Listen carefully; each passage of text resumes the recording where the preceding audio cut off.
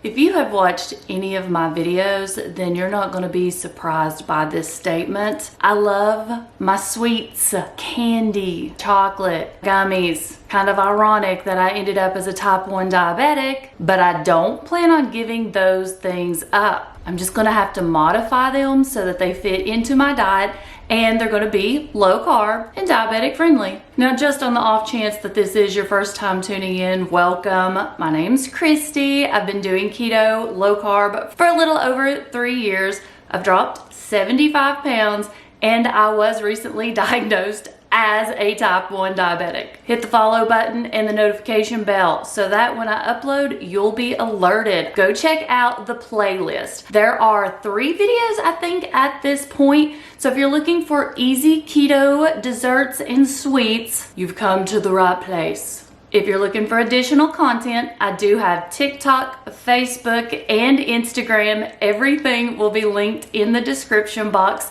as well as lots of discount codes to help save you guys some money on some of your favorite keto products. The recipes that are going to be in today's video will not include macros. I don't do macros because it can be misleading.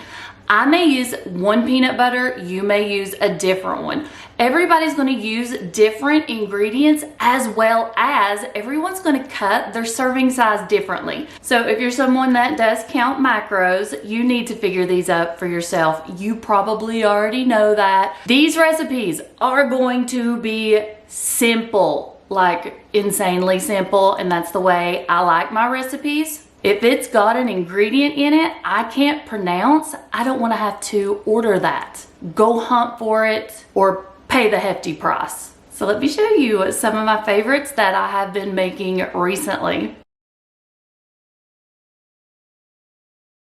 Quick reminder that Perfect Keto launched a new cereal. This is their chocolate. It does have collagen and MCT. So until April 17th, this coming Sunday, they are having buy 3, save 25% off your total order. And you can mix and match products. So if you've been wanting to try their new cereal flavors, if you need to stock up on your collagen, or even pick up some snacks and MCT, all you have to do is go to the description box, click on that link. It'll take you over and apply discount at checkout. If for some reason you are watching this video past April 17th, don't worry, I got you covered. Down below, there is also going to be my Perfect Keto discount code that you can use anytime. Let's talk about another 2-ingredient fudge recipe. This is going to be super simple and it's going to kick it up a notch. All you need is Lily's chocolate salted caramel flavored baking chips and some natural no sugar added peanut butter. We're going to be taking the entire 7-ounce bag of Lily's and melting that. You can do it however you please. If you want to do it on your stovetop, you can, or you can do it in the microwave. If you do this in the microwave, you're going to want to melt these baking chips in 30-second intervals. So take it out, stir it, then place it back in the microwave for about 15 to 30 seconds and then stir again. Don't leave them in too long because they scorch really quickly. And I do want to mention, you can pick these Lily's baking chips up in the chocolate salted caramel at Walmart and most grocery stores. They will be in the baking section. If I can find them online, what I'll do is I'll link those for you in the description box. Now that my chocolate's melted, I'm going to add in my peanut butter. 1/2 cup of no sugar added. I've talked about this before. I like to use the Smucker's Natural. You can use the creamy if you want or the crunchy, so you've got options here. Ingredient wise, it's just gonna have peanuts and then some salt. That's it. Mix these 2 ingredients together until thoroughly combined. I have the perfect size Pyrex glass container to pour my fudge into. This one is a 5x7 and it came with a lid. I think I got it in a set, but the 5x7 gives it the perfect thickness. What I do is take a piece of parchment paper and I just trim that so that it slides right down in this glass dish.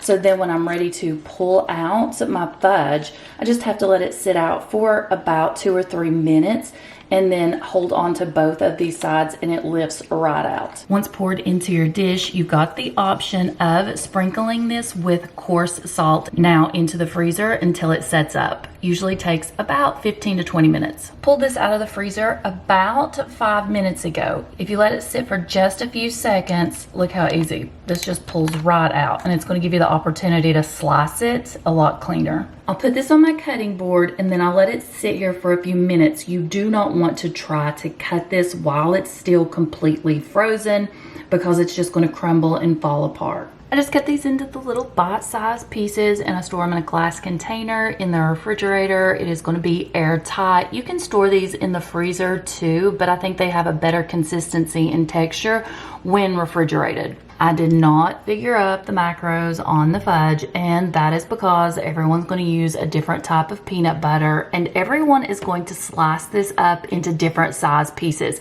So if you're worried about macros, it's always best to figure those up yourself. 3-ingredient keto low carb truffles. And here's your 3 ingredients. You're going to need a confectioner's or powdered sugar that's going to be keto friendly. There are lots on the market now. I'm going to be using Swerve, and you can pick this up off of Amazon. You can get it from grocery stores, Walmart. You'll need some unsweetened cocoa powder. This is Hershey's. I picked this large one up at Sam's, so we'll always have it on hand. And unsalted butter. We're going to put the butter, which is softened. You need this to set out for a while and come to room temperature. Do not try to do this while your butter is still cold.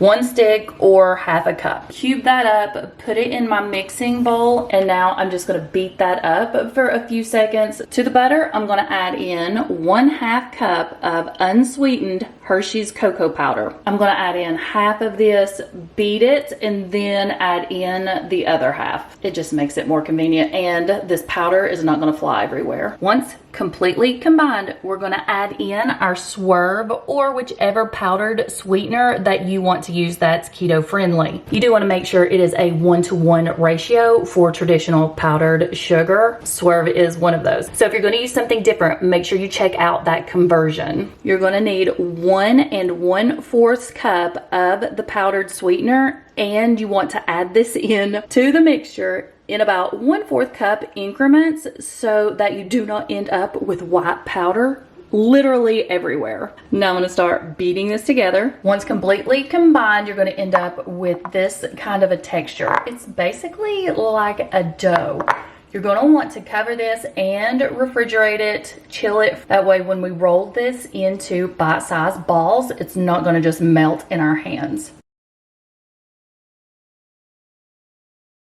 Time to start rolling. I managed to roll these into 17 truffles. Of course, that is going to vary. It just depends on the size that you want them. Now we're going to roll these in a little bit of the Hershey's unsweetened cocoa. You can also use the powdered Swerve if you like. Store these in an airtight container in your refrigerator and you have a sweet treat whenever you need it. Let me know in the comments below, do you have a really simple recipe that's low carb, keto, diabetic friendly that you are enjoying right now? Drop it in the comments below. I may be able to add it to the next video. Thank you guys so much for watching. I'll see you next time. Bye.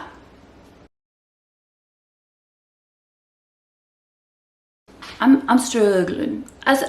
I'm not kidding. I'm struggling today. That it's always gonna be. So if you're someone that